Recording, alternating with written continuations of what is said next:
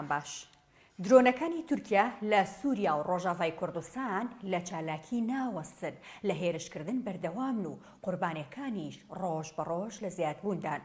هێرشی درۆنە تورکیەکان لە ساڵی 2020 دەستی پێکرد بە دیاریکراوی لە دوای ڕێکەوتنانێ و دووقۆڵیەکەی نێوان رووسیا و تورکیا لە مانگی دەی ساڵی 2019 پاشە ڕێکەوتنا هێزەکانی سووریای دیموکرات لە ناوچە سنووریەکان کشانەوە و ئیدی تورکیا دەستی بە جەنگی فڕۆکەی بێفڕۆکەوان کرد.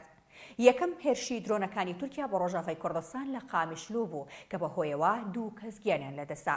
لە ساڵی 2022 هێرشی درۆنەکانی تورکیا گەیشتە بەرزترین ئاستی خۆی. ئەمساڵیش هێرشەکان نەوەستاون. بە گوێرەی ئاماری فەرمی درۆنە تورکیەکان هەفتەی جارێک هێرشیان کردۆتە سەر سووریا و شارەکانی ڕۆژاڤای کوردستان. ئاژانسی نۆرسپرێس دەڵێت لە 6 مانگی ئەم ساڵدا درۆنەکانی تورکیا 34 جار هێرشیان کردووە.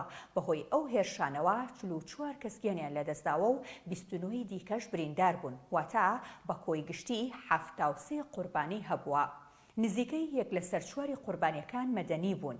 بە گوێرەی ئامارەکەی نۆرسپرێس لەو 73 کەسەی گیانیان لەدەستداوە 20 کەسیان هاوڵاتی مەدەنی بوون، لە نێویاندا 6یان کوژراون، ژن و مناڵیشیان تێدا بووە. هەر لە نێو کوژراوەکاندا 20 کەسیان ئەندامی هێزەکانی سووریای دیموکرات بوون، دەکوژراوی دیکەش سەر بە هێزەکانی حکوومەتی سووریا بوون. لە نێو شارەکانی ڕۆژاڤای کوردستاندا قامیشلو زۆرترین هێرشی کراوەتە سەر. نۆرسپرێس دەڵێت لەو 6 مانگەدا درۆنی تورکی 7 جار بردومانی شارەکەی کردووە، 4 بردومانیش کراوەتە سەر حەسەکە و 2 جاریش بۆ سەر ڕەقا.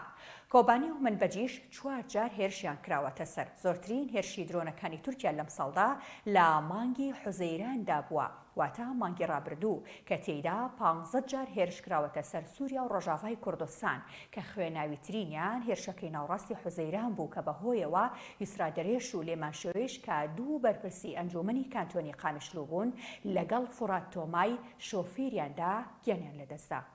خواتان لەگەڵ.